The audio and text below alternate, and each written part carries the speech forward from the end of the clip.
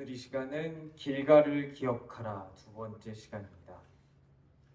영화나 책들을 보면 지금 여기에 등장할 이유가 딱히 없어 보이는 사람이나 사물이나 어떤 장소가 갑자기 등장할 때가 있습니다. 이것이 별 이유 없이 등장하는 경우도 있지만 의미를 가진 복선인 경우가 대부분입니다. 오늘 말씀에서 사울은 기름 부음을 받고 이스라엘의 첫 번째 왕이 되려고 하고 있습니다. 그런데 이 이야기에서 갑자기 길갈이 등장합니다. 길갈은 언약의 장소입니다. 하나님이 이스라엘과 약속하시고 이스라엘을 구출해 내신 것을 기억하는 장소입니다. 하나님이 사람을 불러서 사용하시는 오늘 이 장면에서 길갈은 왜 등장한 것일까요? 오늘 우리가 읽은 사무엘상 앞에 등장하는 책은 사사기입니다. 룻기는 사사시대에 있었던 일이니 사무엘상 앞의 시기는 사사기에 등장한 사사의 시대입니다. 사사의 시대 때 하나님께서는 이스라엘을 직접 다스리셨습니다. 사사를 세우시고 사사를 보내셔서 백성들 가운데에서 재판을 할 수 있게 하셨습니다. 사사기를 읽어보면 별의별 해괴하고 끔찍한 일들이 많이 벌어졌습니다. 사람은 그때의 사람들이 누구나 자기 소견에 옳은 대로 행했기 때문이었습니다. 이렇게 된 까닭은 이스라엘이 하나님을 잊었고 하나님을 떠났기 때문이었습니다. 그런데 그들은 자신들이 이렇게 된 원인을 왕이 없어서라고 설명합니다. 왕이 없어서 적의 침입을 받고, 왕이 없어서 종교가 문란해지고, 왕이 없어서 해괴한 일들이 벌어진다라고 생각한 것입니다. 사람들이 자기 좋은 대로 자기들의 자유를 휘두르는 것은 보통 법이 없기 때문입니다. 여기까지는 옳고 여기부터는 틀리다라는 것이 명확하지 않아서입니다. 하지만 이스라엘은 하나님께서 직접 주셨던 법이 있었습니다. 그래서 왕이 없어서 이랬다라는 그들의 분석은 틀렸습니다. 왕이 없어서라는 핑계를 대는 것은 하나님을 자신들의 왕으로 인정하지 않았기 때문입니다. 하나님은 이스라엘 백성이 이렇게 될 것을 이미 알고 계셨습니다.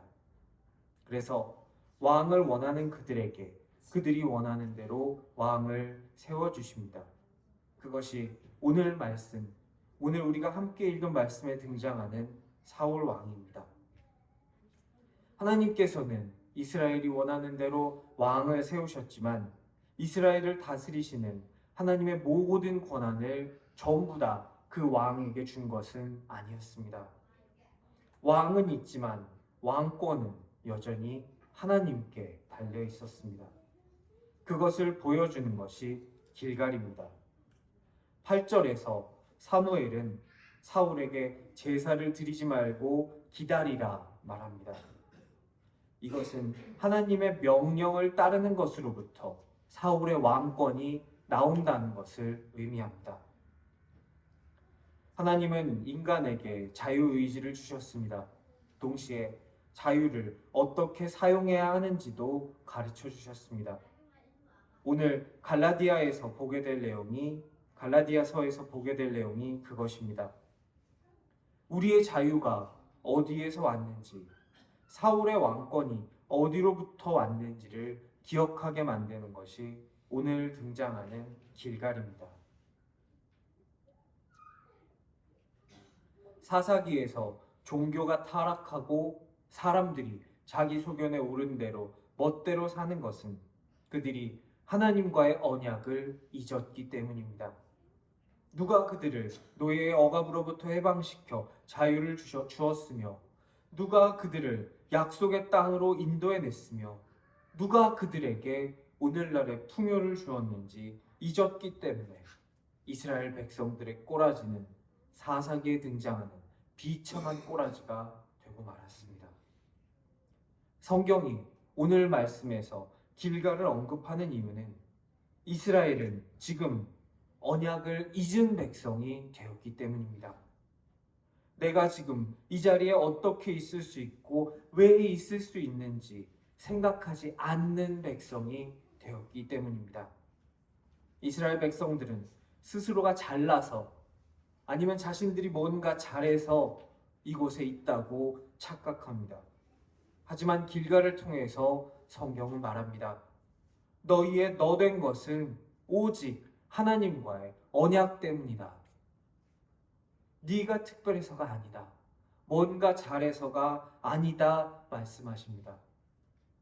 사울은 특별한 능력이나 굉장한 업적이 있어서 왕으로 선택된 것이 아니었습니다. 예수님을 따랐던 예수님의 수많은 제자들도 그렇습니다. 고기 잡다 온 사람, 세금 걷다 온 사람, 그들은 다양하지만 그들이 가진 하나의 공통점은 그들이 뭔가 탁월하고 특출나서 그 부르심을 받았다는 것이 아니라는 것입니다.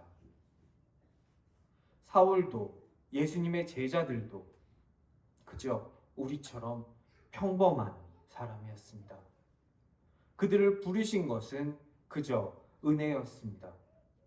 하나님은 그들을 왕으로 세우셨고 왕 같은 제사장들로 세우셨지만 그들이 가졌던 힘, 그들의 왕권은 그들 자신이 가진 것이 아니라 하나님께 달려 있었습니다. 그들이 그렇게 될 수 있었던 것은 하나님의 은혜로 인한 약속 때문이었습니다. 우리가 사울처럼 예수님의 제자들처럼 우리를 향한 하나님의 이 약속을 기억하고 이 약속을 붙드는 사람 되기를 축원합니다. 하나님의 약속을 붙들고 서서 하나님께서 우리를 왜 지금 이곳에 보내셨는지 하나님의 뜻을 알아가는 사람, 하나님의 뜻을 아는 사람 될 수 있기를 간절히 기도합니다.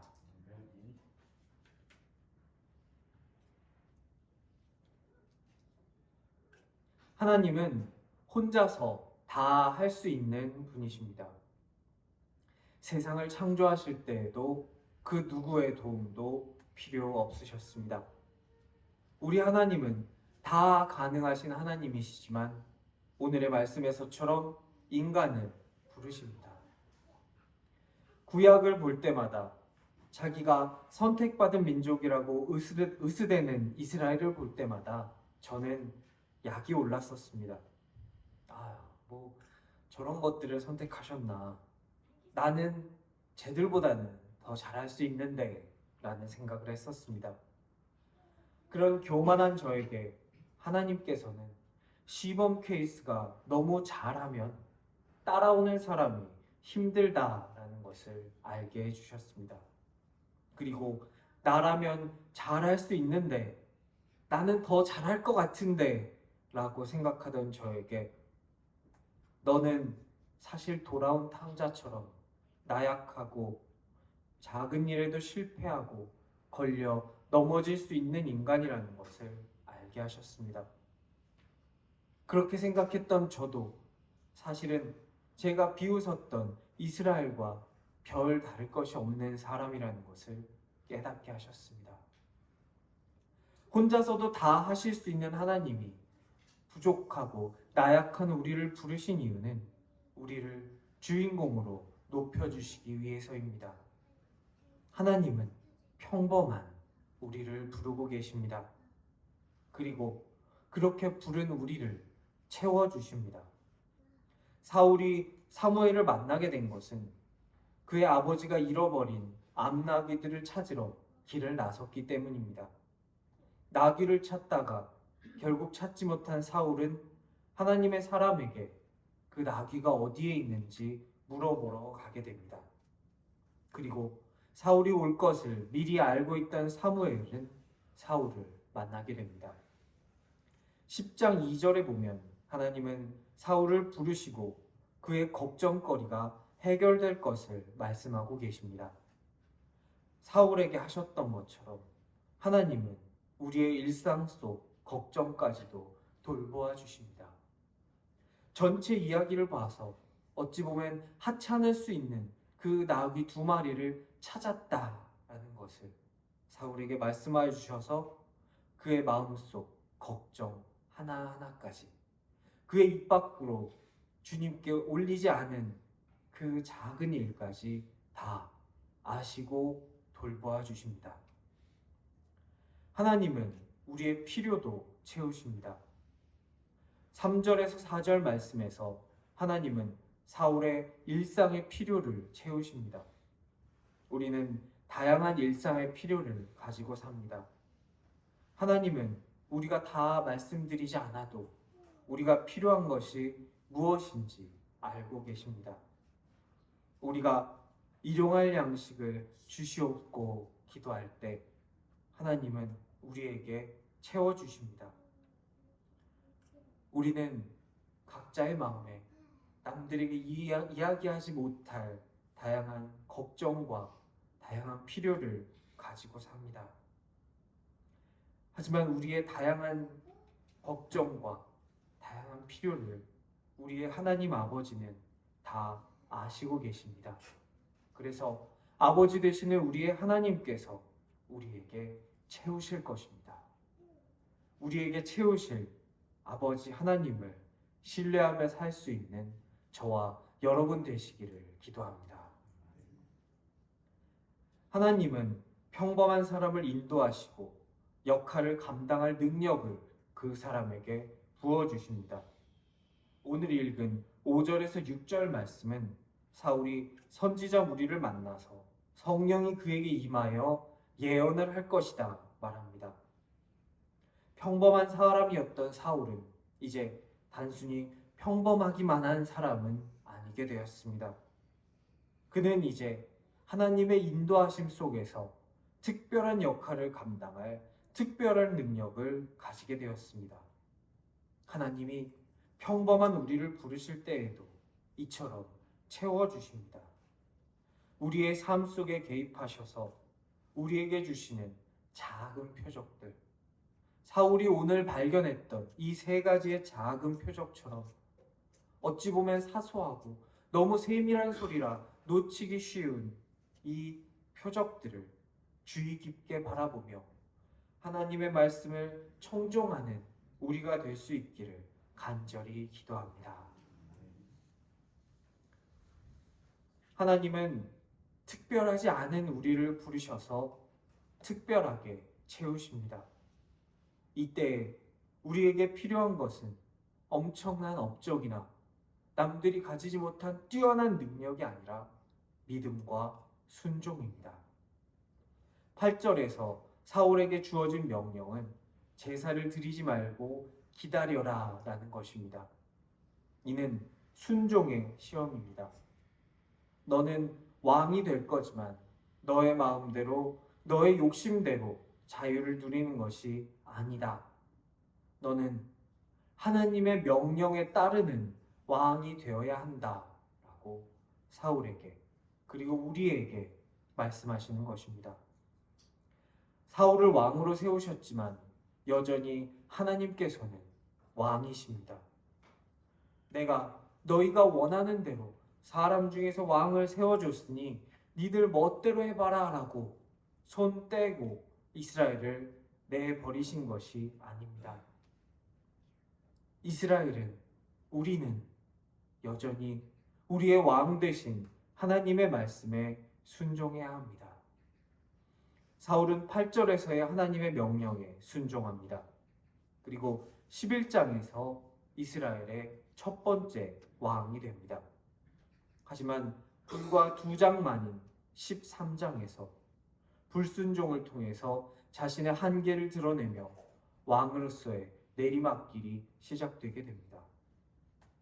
길갈은 평범한 이스라엘을 불러서 특별하게 만드신 하나님의 언약을 기억하게 만듭니다. 평범을 비범으로 만든 그 길갈에서 사울은 더 이상 평범하지 않은 왕으로 변화되게 됩니다. 그 변화의 중심에 하나님이 계십니다. 그러기에 변화된 우리의 삶의 중심에도 하나님이 계셔야 합니다.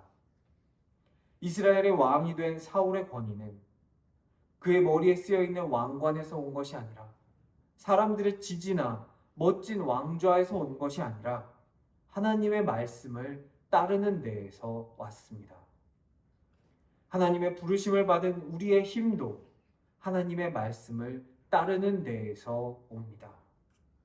사울이 10절에서 했던 것처럼 기다리는 것은 쉽지 않습니다. 순종하는 것은 인간인 우리에게 어렵게 느껴질 때가 많습니다. 하지만 그것을 해내는 것이 우리의 힘의 근원이 됨을 믿으시기 바랍니다. 하나님의 계획은 언제나 어떤 상황에서나 우리에게 최선입니다. 기다리지 않고 지금 제사를 드리는 것이 옳은 것 같고 적이 눈앞에 있는 지금 적을 치는 것이 최고의 타이밍인 것 같아 보이지만 사실은 그렇지 않습니다. 사울의 몰락은 그의 마음의 중심을 하나님에게 두는 것이 아니라 자기 자신, 자기 체면, 왕으로의 자기에게 둔 데에서부터 시작되었습니다. 하나님의 뜻이 하늘에서 이루어진 것 같이 땅에서도 이루어지이다 기도하는 대로 우리가 살기 위해서는 믿음과 순종이 필요합니다. 때로는 기다려야 할 때도 있고 때로는 우리의 뜻을 내려놓아야 할 때도 있습니다. 하지만 사울의 실패를 기억하면서 언약하신 길갈을 기억하면서 믿음을 가지고 순종할 수 있는 저와 여러분 될 수 있기를 간절히 축원합니다. 그래서 우리 마음을 하나님께 두고 평범한 이스라엘이 특별한 이스라엘로 바뀐 것처럼 평범한 청년 사울이 처음 이스라엘의 왕이 된 특별한 사람으로 바뀐 것처럼 우리의 삶을 특별하게 바꾸시는 하나님의 은혜를 풍성히 받는 저와 여러분 될 수 있기를 축원합니다.